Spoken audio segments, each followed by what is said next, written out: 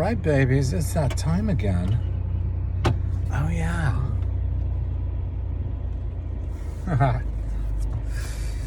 We are in Luke 9, and we're going to be there for a while because I've decided when it comes to long chapters like Luke, I'm going to do the writing a disservice if I try to cover an entire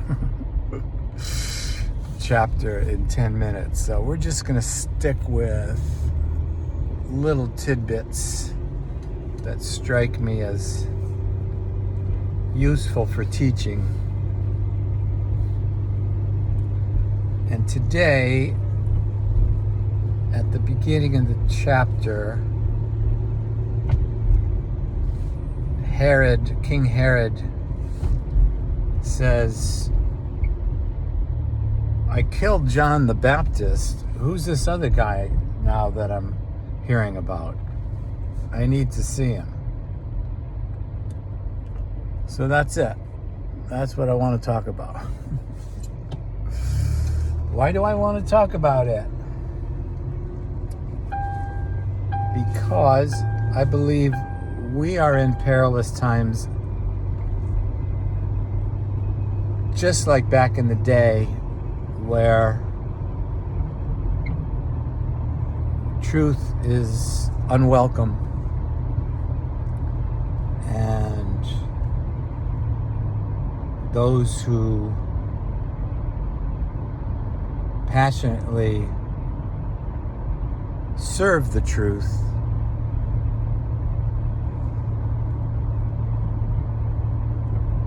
need to be ready for two things: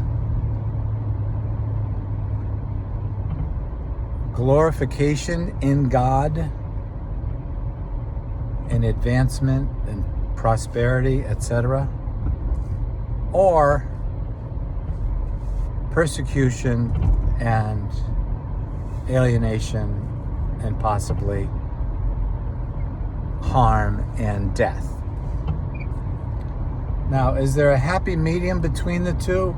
Yeah, it's called everyday life.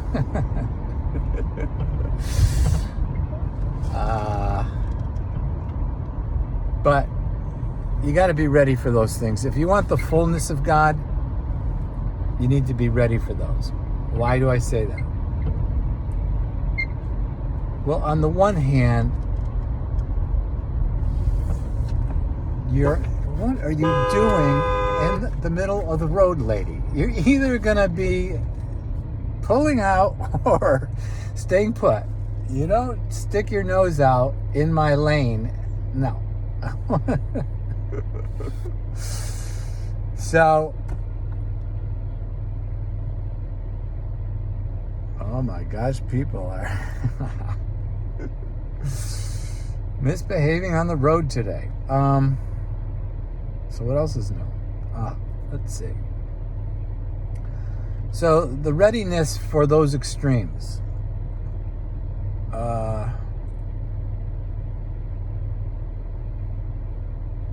You might ask, why do I need to be ready for God's blessing and prosperity? Well, because if you don't expect it, you're not likely to get it. So start expecting. Because when you expect it, you honor God. When you don't expect it, you dishonor God. Oh, yeah.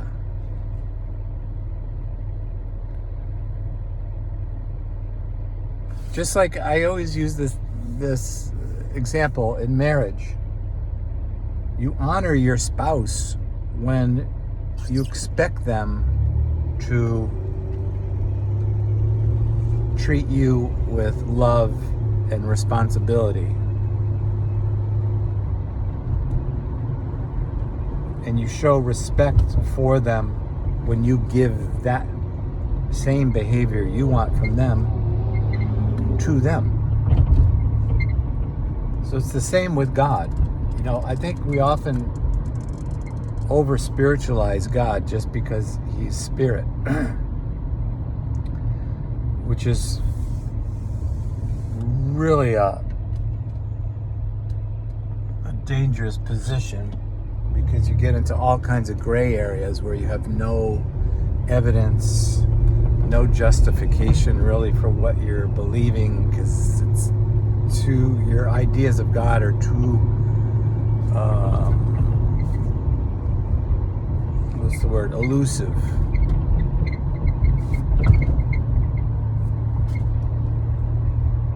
But think about it, God lives in us.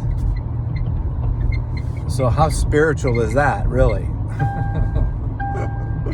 If he just wanted to be spirit and sort of be this unknown entity, he wouldn't have taken residence in us. Yeah, baby. So anyhow, expect miracles. That's how you honor him. And in these tough times, don't be surprised when God honors you for honoring him. Oh yeah, baby. On the other hand, God being the paradoxical maniac that he is, which I love, by the way. I use that term endearingly.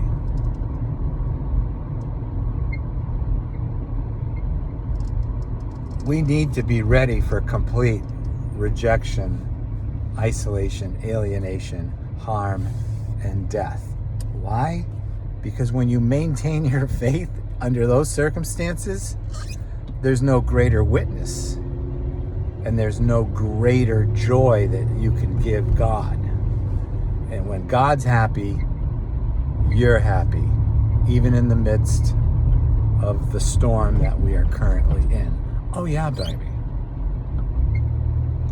No doubt about it. We are in a storm. But the good news is we are the answer to the storm. We are the ones who bring peace. Oh yeah. How do we do that, you say?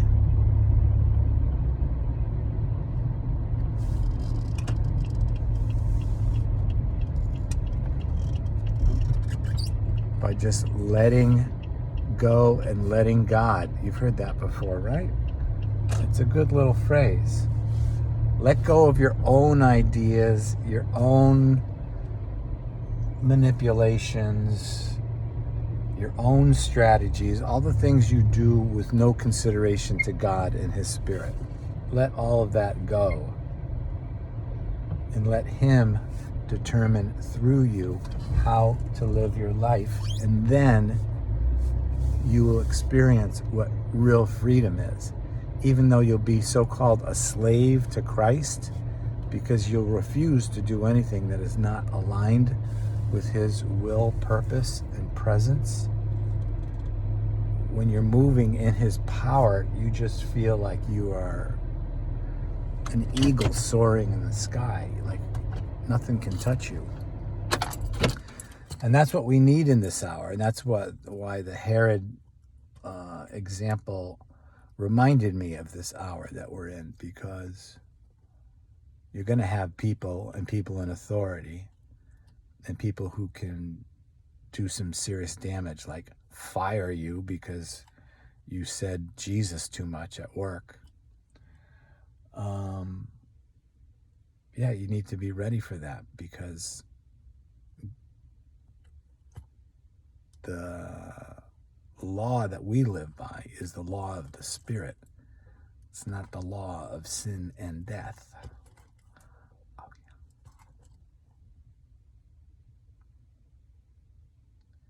So yeah, there you have it. That's my Luke 9 message for the day. Be happy, be joyful. Stay true to who you are. Be in conversation with God all day long. Let him show you how close he wants to get with you. And be ready. Because he likes to get real close.